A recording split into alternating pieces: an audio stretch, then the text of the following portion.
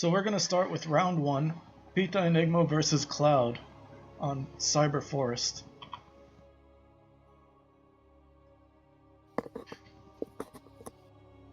So I know you have a lot of thoughts about various maps. What do you think of Cyber Forest? Well, it's got green in it. That means it looks nice. That's a good start. Lots of greenery. Pretty standard map. But we'll start with, on the bottom right, the green Ihan Re Protoss, PitaEnigma. On the top left, the standard purple Zerg, Cloud. So looking at this map, one of the things I notice is the ramp to the natural is quite small. Yes, it's a very defensible natural. And the options of third bases are either one that's harder to defend but closer, or one that's that's easier to defend a little bit but is farther away. It does mean going up another ramp and building a base.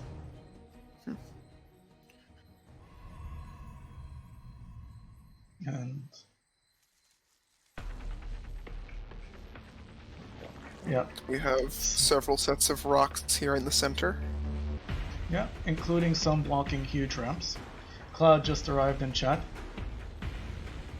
and she sent an overlord across.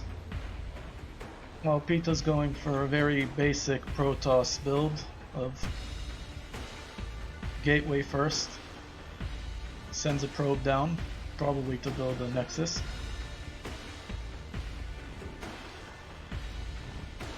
I wonder, what's the APM actually?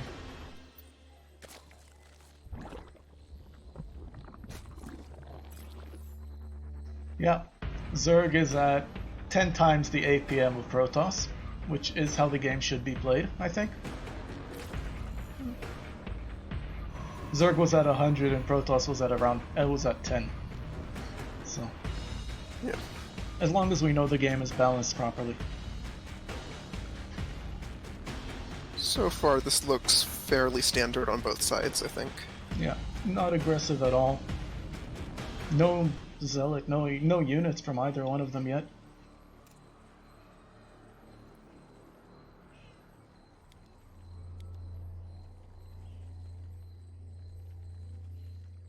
But 4 Zerglings on the way with speed. Yep. Probably not an indication of any aggression, just to defend against an early adept or any other chicanery. Yeah, Pete gets an early Twilight and a Robo.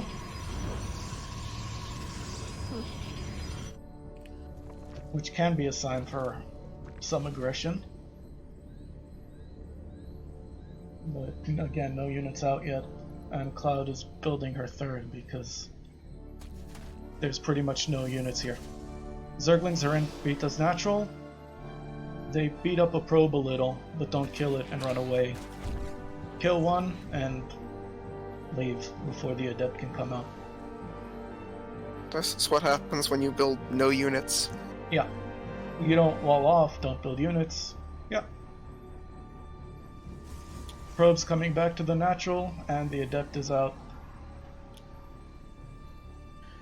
And charge on the way. Yeah. Still seems fairly standard. Baneling Nest on the way for Cloud. Yeah.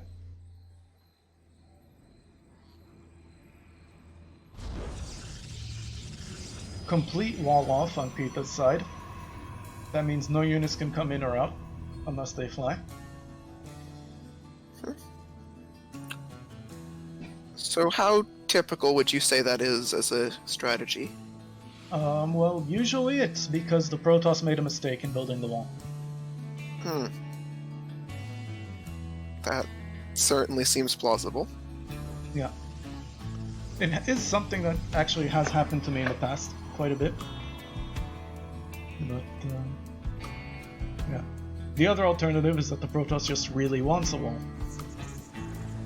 One that Zerglings have a hard time breaking through. I mean, it's not great, but it's not as bad as it might seem because the Protoss can build a warp prism to move units across the wall if they need to. Yeah, and one is on the way out. Joins the immortal that's out, and a third immortal is on the way. Lots of pylons going down, and 2 gateways. And now more gateways. And a lair is on the way for Cloud.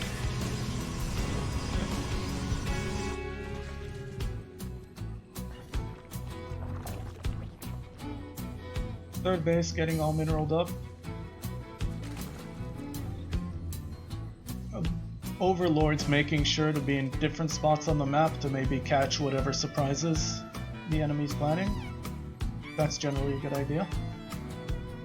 Though it does not look like there are very many surprises on either side so far. There is a warp prism moving out with 2 immortals. There is. Just, it flies past an overlord, says hello.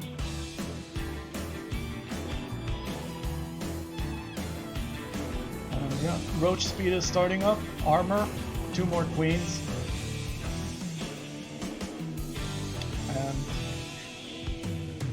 Roach is probably not exactly what Cloud wants against 2 immortals, but... nope. But the warp prism starts making zealots. Zealots move out. If you look at the production tabs, you'll see different approaches to macro. Zealots run into the into Cloud's main base. Immortals follow them, start to kill the macro hatchery that's being built. Zerglings run into the Zealots, and getting a good job done, but more Zealots on the way.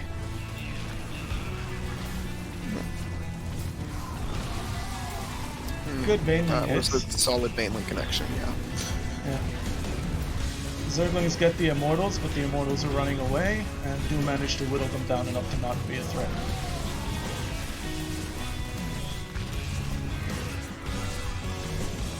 Oh, that's cool.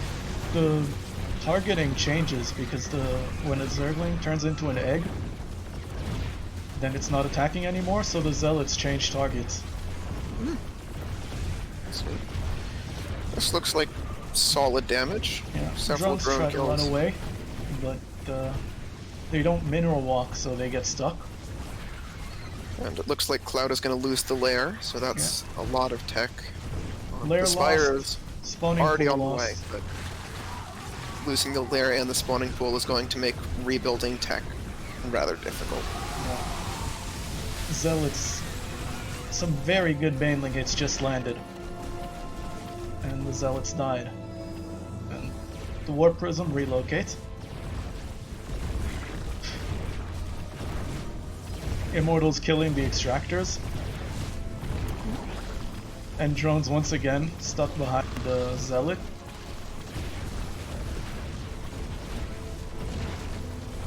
Now roaches are very good against Zealots, but not very good against Immortals. So Yeah. And at this point, I'm not sure how Cloud could recover from this. That is a lot of damage.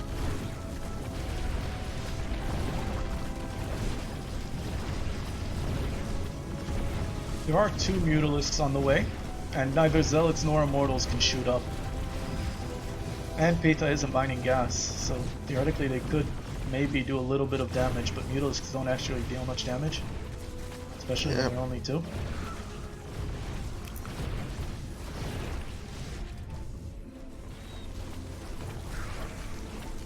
Cloud weighs her options and GG's. Yeah. Even if the Mutalisks did manage to do something, they could not cause anywhere near as much damage before Pita could get some kind of anti-air. Yeah. Alright. So the second game.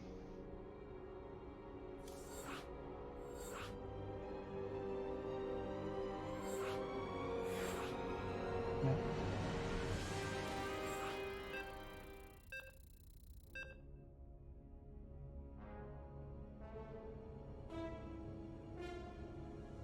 I fully agree, Protoss is OP. Claude just said in chat that Protoss is OP. Yeah. I agree. I mean, as a resident Protoss expert, yeah. Well, I'm not an expert, but comparatively to other races, Protoss OP. And everyone who plays Protoss is a bad person. 100%. On the top right, the purple Zerg Cloud.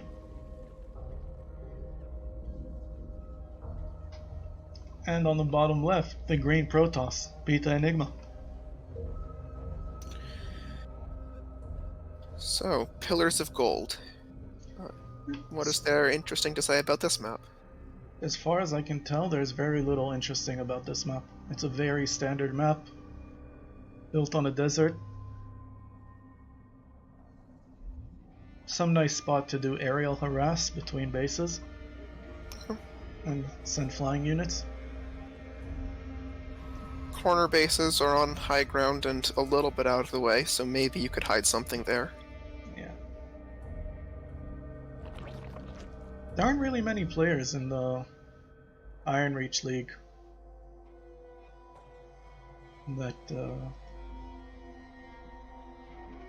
do really strange stuff, like corner bases and cannon rushes.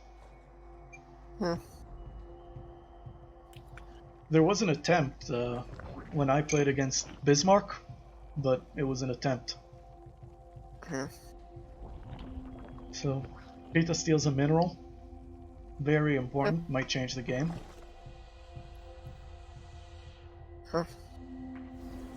This probe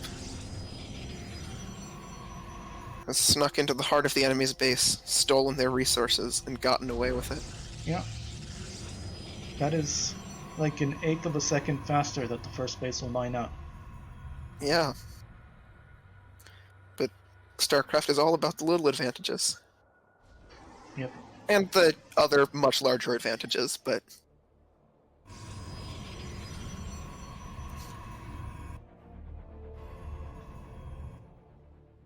So, these both do seem to be standard builds again.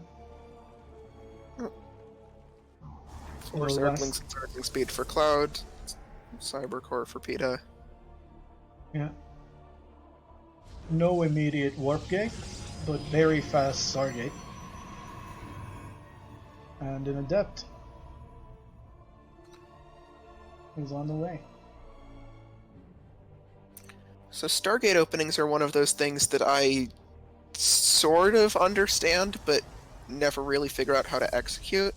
I imagine our possibilities here, there could be an Oracle to go do worker harass, there could be a Void Ray to go kill Overlords. Or a Phoenix to go kill Overlords and support Oracles later. What I like to do is get a few Void Rays that go base hunting, because 5 Void Rays can demolish a hatchery very quickly. That certainly seems like a useful thing to have, but it looks like it's going to be an Oracle first, which I think is most standard for Stargate openings. I think so too, yeah. So, Adepts warp out, run out into the field.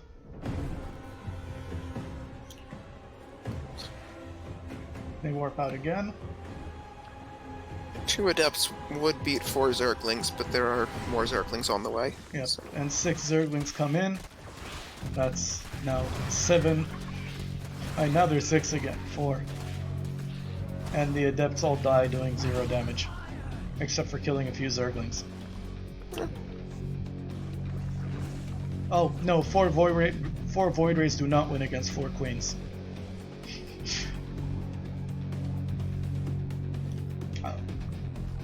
Queens are much better than Void Rays. Void Rays just have mobility. Like in a fight. Yeah. In a fight, the Void Rays would not win against the Queens, but they can get between Zerg bases faster than the Queens can most of the time, so they don't need to fight. Yeah. So that's 2 Oracles out and a Void Ray on the way, except supply blocked. 3 Pylons and a Nexus on the way, so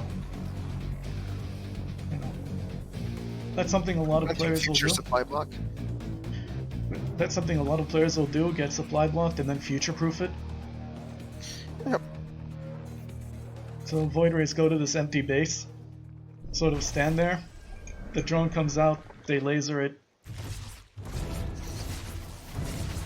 Spore kill crawler 2 on the way. drones, and lose an Oracle. I'm not going to finish before the oracles kill several drones, but No, they're there for the future. How many losses was that? That was 5 drones all in all, which is pretty good, but it's not necessarily worth an Oracle. Yeah. Zerglings come in to attack the new base, but 2 adepts in a corner are... And cheeky stasis ward in the main to Oh yeah, delay a lot of mining. Stasis Ward in the main, just to be a dickhead before the Oracle flies off.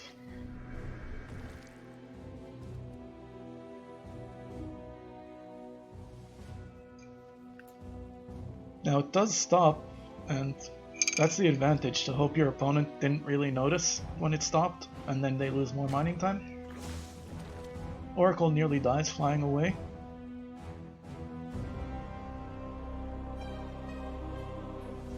And just misses the roaches that are on their way to annihilate the base, because adepts are very good against Zerglings and very bad against roaches.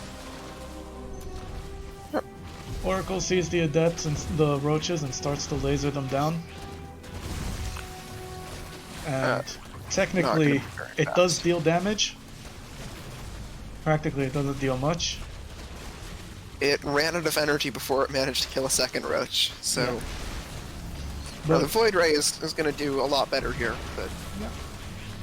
Void Ray does deal quite a bit of damage, and is going to target down these roaches. Or just stand there.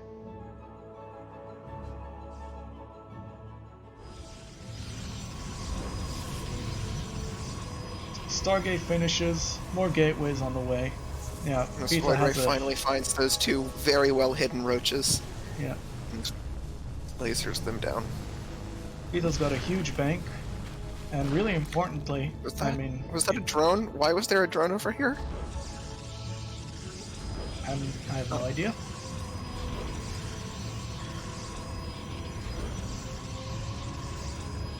With all of this, the Zerg still has a huge worker advantage and a nice base advantage.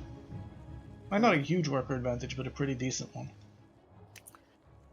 And a Spire on the way, presumably to build units that will kill Void Rays. Yeah. The problem is that units that kill Void Rays come from Hydralisk dens. Yeah. Corruptors aren't actually very good against Void Rays. Yeah, because Void Rays deal extra damage to armored units, and I believe Corruptors are armored. Yeah. The Corruptors also deal extra damage to armored units, so... that is relatively even. Okay, and there are some Hydralisks. Yeah.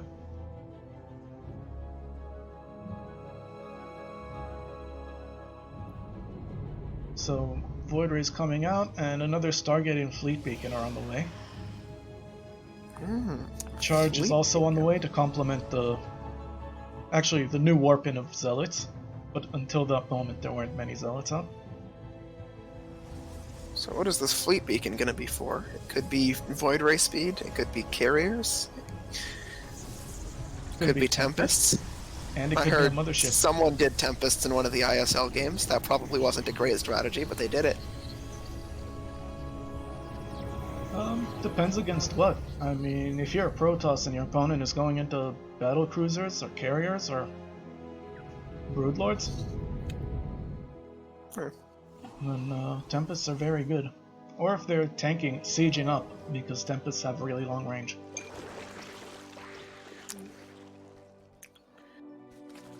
So far, this Fleet Beacon has not been used for anything.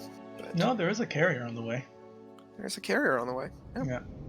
He does manage to kill his bank. He had a 3,000 mineral bank earlier.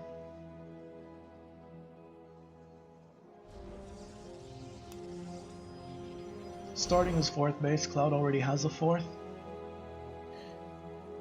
And this seems to be a reasonable amount of creep spread. Yeah, and Nothing Hydralisks come in. too exciting, but Hydralisks come in, kill the pylon, and are chased away by this army.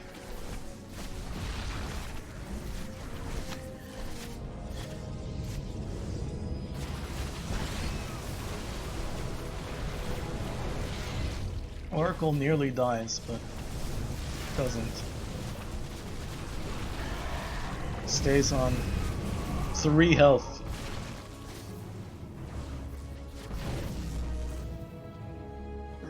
and most of the army dies as they attempt to retreat. Yeah. Drones pulled away from the 4th just in case Pita's units continue advancing, but they don't. Nope.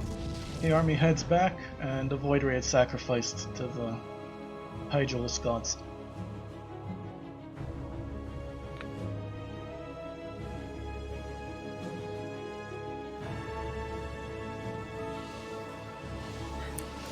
Carriers Phoenix out. going out to scout, and there are carriers. Sees no 5th. Sees all of the tech that Pita already knew was there. Yeah.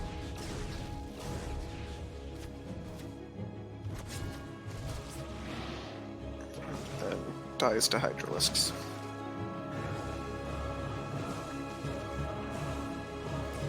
Two carriers. That is a very nice carrier skin. Yes, that's the Aeon Re carrier. Aeon Re carrier. Aeon Re stuff is all made of stone and has all these nice runes on it. Yeah. If you look at their Tempest, it has like an inscription around the middle ring. Which kind of makes me wish Tempests were actually useful. Flux Veins is done. So we're gonna have some very fast Void Rays. Yeah. Archon's being made right outside the natural.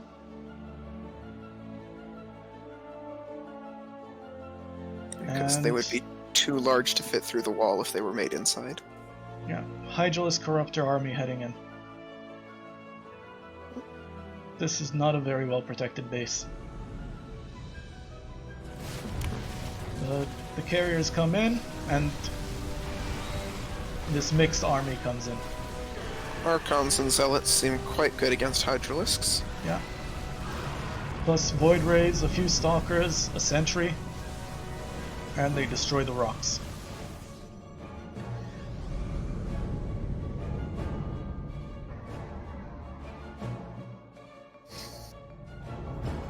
Now Pita's maxed out. Those poor Hydras. Yeah, Hydras tend to die in 10 seconds when they're against Zealot Archon.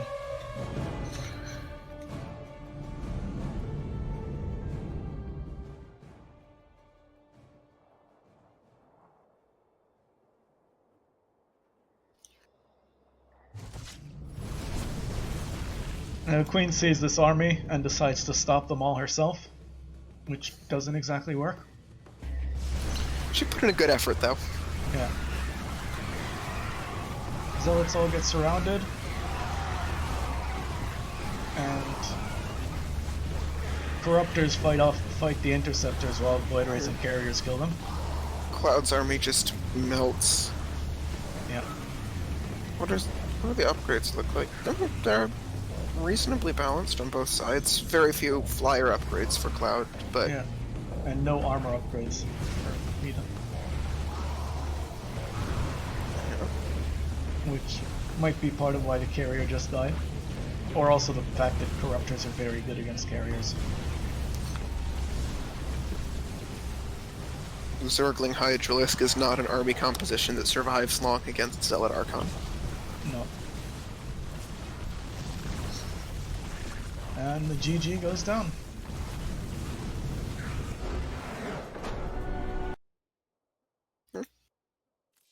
Alright, so that was 2-0.